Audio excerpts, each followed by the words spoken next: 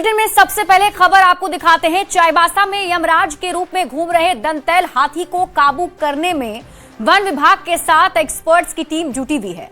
8 दिन में 19 लोगों की जान ले चुके हाथी के हमले की तस्वीर भी सामने आई, जिसके बाद हाथी को घेर लिया गया है और उसके रेस्क्यू की कोशिश की जा रही है। पूरी खबर इस रिपोर्ट में।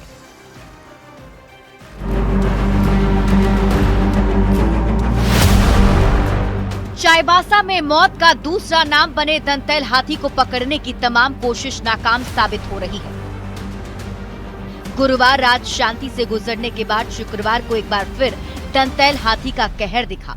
हाथी ने मझगांव प्रखंड के बेनी सागर खड़पोस के पास 2 ग्रामीणों की जान ले ली। इसमें एक युवक और एक 7 साल का बच्चा शामिल है। हाथी अब तक 8 दिन में 19 लोगों की जान ले चुका है। वन विभाग की टीम हाथी को घेरकर ट्रैंकुलाइज करने का प्रयास कर रही है। वन विभाग के साथ एक्सपर्ट्स की टीम एक्शन में है, लेकिन हाथी है कि हाथ ही नहीं आ रहा। यहाँ देख रहे हैं, अभी हाथी को यहाँ ट्रैक कर लिया गया है और इस क्षेत्र में थोड़ी दूर जो कुछ घर भी है और जंगल का इलाका है, यहाँ पर अभी हाथी को धुआं और हुटर के द्वारा उसको खदेड़ कर दूसरी तरफ लिया जा रहा है, जिससे कि उसे ट्रैंकुलाइज किया जा सके। आज सुबह करीब 3-4 घंटे से यहाँ पर टीम वन विभाग की क्यूआरटी की टीम यहाँ पर लगी हुई है कि हाथी को किस तरह काबू में किया जाए और उसे ट्रैंकुलाइज किया जाए।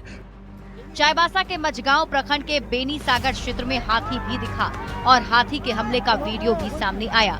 लोगों ने हाथी को घेर रखा था। इसी दौरान हाथी ने बंगाल टीम के एक सदस्य पर रेस्क्यू ऑपरेशन के दौरान हमला बोल दिया।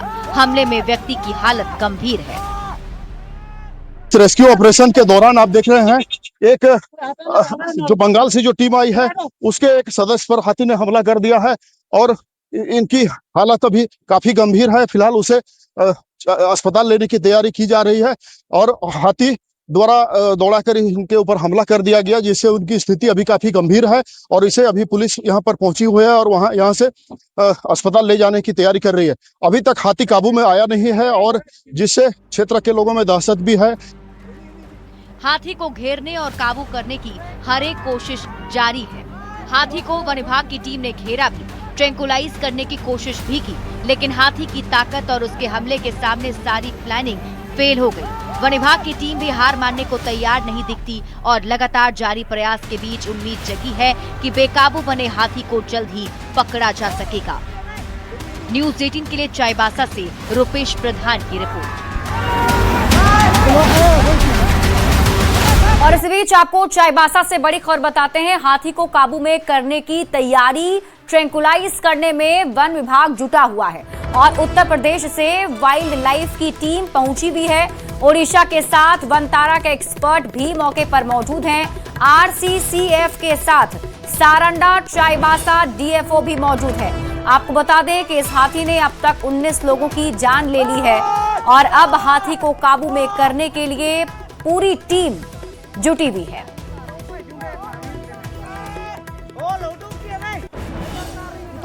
चाईबासा में हाथी की ओर से जारी मौत के तांडव पर आपदा प्रबंधन मंत्री इरफान अंसारी ने चिंता जताई और मुख्य सचिव से पहल की अपील की है। उन्होंने कहा, हाथी अपने झुंड से बिछड़ गया है, जिसकी वजह से आक्रामक होकर लोगों पर हमले कर रहा है। उन्होंने मृतक के परिजन को आर्थिक सहायता दिए जाने की जानकारी भी दी है।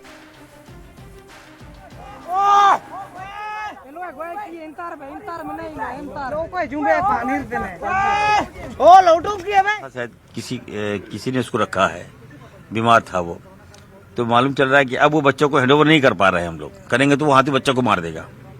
वो खूंखार हो गया है। हाथी की प्रवृत्ति कुछ और है, इस टाइप से है। फिर दूसरी बात ये आई कि झुंड में क्यों नहीं सौंप रहे हैं हाथी को, तो बताया जा रहा है कि झुंड वाले इसको स्वीकार नहीं करेंगे। तो बड़ा हौच-पौच की स्थिति उत्पन्न हो गई है, लेकिन पता चला है कि हाथी को ट्रैक कर लिया गया है, लोकेशन प्राप्त हो गया है और इस पर काम हो रही है। दूसरा था कि जो लोग मारे गए हैं, एज ए आपदा मंत्री होने के नाते मैंने 4-4 लाख रुपए मैंने दिया है। फॉरेस्ट डिपार्टमेंट से भी पैसा उनको मिल जाएगा और जान तो नहीं ला सकते, लेकिन परिवार का सहारा सरकार बनेगी। गढ़वा में भी जंगली हाथियों का आतंक देखने को मिला है। चिनिया थाना क्षेत्र के चिरका गांव में जंगली हाथी ने एक वृद्ध महिला को पटक कर मार डाला। घटना के बाद ग्रामीणों को भारी परेशानी का सामना करना पड़ा। सड़क की सुविधा नहीं होने के कारण महिला के शव को करीब 2 किलोमीटर तक कंधे पर उठाकर गांव तक लाया गया। तो बड़ी खबर आपको गढ़वा से बता रहे हैं, जहां महिला को कुचलकर हाथी ने मार डाला है। सड़क की सुविधा नहीं होने के कारण महिला के शव को करीब 2 किलोमीटर तक कंधे पर उठाकर गांव तक लाया गया है।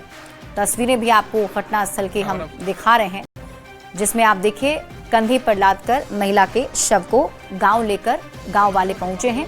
गढ़वा में भी जंगली हाथियों का आतंक देखने को मिल रहा है।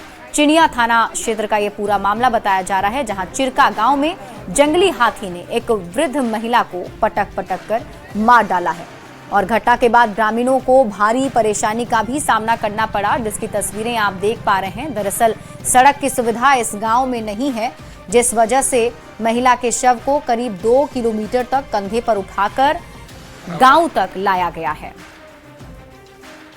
जब घटनास्थल पर गए थे तो पता चला कि घर गिराने क्रम में वो बाहर निकल रही थी, उसी दौरान ये घटना हुई थी। उसके बाद वहाँ से उनके परिजनों को तत्काल सहायता राशि के रूप में भी 50,000 नगद का भुगतान किया गया है। उसके बाद शव को अंत्य परीक्षण के लिए थाना और वन विभाग की टीम के द्वारा भेजा गया है।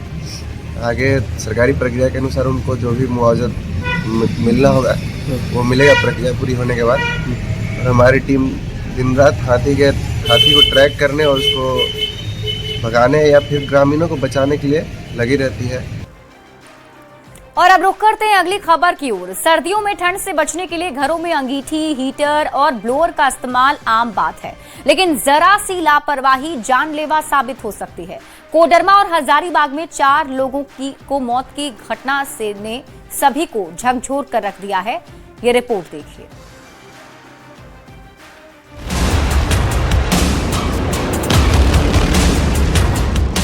अगर आप भी अंगीठी जलाकर सोते हैं तो सावधानी बरतें, क्योंकि अंगीठी का ये धुआं लोगों को मौत की नींद सुला दे रहा है। जी हां, झारखंड में ठंड से बचने के लिए अंगीठी जलाकर सोना जानलेवा साबित हो रहा है। हजारीबाग और कोडरमा से ऐसी ही तस्वीर सामने आई, जहां अंगीठी के धुएं से दम घुटने के कारण 4 लोगों की मौत हो गई। सबसे पहले बात कोडरमा की करते हैं, जहां पूर्णा नगर इलाके में ठंड से बचने के लिए एक दंपत्ति को बंद कमरे में अंगीठी जलाना महंगा पड़ गया। दम घुटने की वजह से पति पत्नी की मौत हो गई। सुबह में जब घर के सदस्यों ने जगाने की कोशिश की तो कोई नहीं जागा, जिसके बाद पता चला कि वीरेंद्र शर्मा और उनकी पत्नी कांति देवी की बंद कमरे में दम घुटने से ही मौत हो गई। घटना के बाद परिजन सदमे में है। शाम में जैसे खाना वाना खा के फिर सोए थे। अब सो के फिर सुबह झाड़ू जब लगाने आए तो देखे कि दोनों गिरा हुआ था। अच्छा, तो दोनों का मुंह से ब्लड और नाक से था।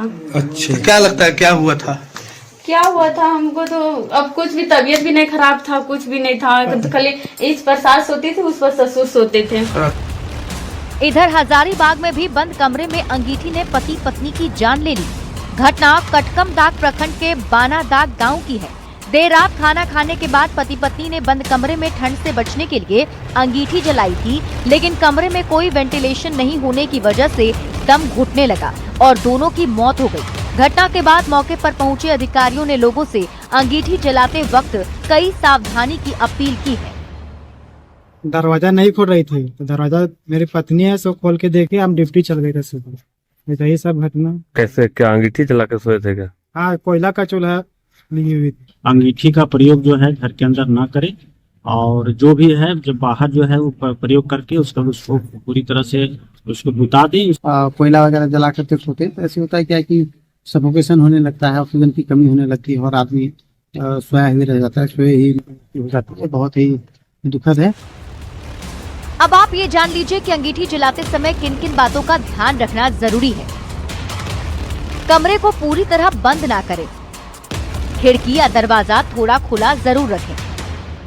एक ही कमरे में ज्यादा लोगों के साथ अंगीठी या हीटर देर तक ना जलाएं। अगर ब्लोअर या हीटर चला रहे हैं तो उसे लगातार ना चलाएं। बीच बीच में बंद करके कमरे में हवा आने दें। सबसे सुरक्षित तरीका है कि बंद कमरे में अंगीठी बिल्कुल ना जलाएं। सिर दर्द, उल्टी, चक्कर, घबराहट या सांस लेने में परेशानी महसूस हो तो इसे नजरअंदाज ना करें और तुरंत बाहर निकलकर ताजी हवा लें। डॉक्टर से संपर्क करें। ये घटना दिखाती है कि ठंड से बचने के साधन का अगर गलत तरीके से इस्तेमाल हो तो वो जानलेवा बन सकता है। ठंड से बचाव जरूरी है, लेकिन सुरक्षा उससे भी ज्यादा जरूरी। इस सर्दी में हीटर और अंगीठी का इस्तेमाल सोच समझ कर करें, क्योंकि एक बंद खिड़की आपकी जान पर भारी पड़ सकती है। न्यूज़ 18 के लिए कोडरमा से रितेश लोहानी के साथ हजारीबाग से सुशांत सोनी की रिपोर्ट। झारखंड में बजट 2026-27 को लेकर तैयारियां शुरू कर दी गई है। सीएम हेमंत सोरेन ने अबुआ दिशोम बजट पोर्टल और मोबाइल ऐप लॉन्च किया है। सीएम ने आगामी बजट को लेकर लोगों से सुझाव भी मांगे हैं। पोर्टल और ऐप पर लोग अपने सुझाव दे सकते हैं। तो बड़ी खबर आपको इस वक्त की रांची से बता रहे हैं, जहां मुख्यमंत्री हेमंत सोरेन ने 2026-27 बजट को लेकर तैयारियां शुरू कर दी है और मुख्यमंत्री हेमंत सोरेन ने अबुआ दिशोम बजट पोर्टल और मोबाइल ऐप लॉन्च किया है, जिसके जरिए आम लोग भी अपना सुझाव दे सकते हैं।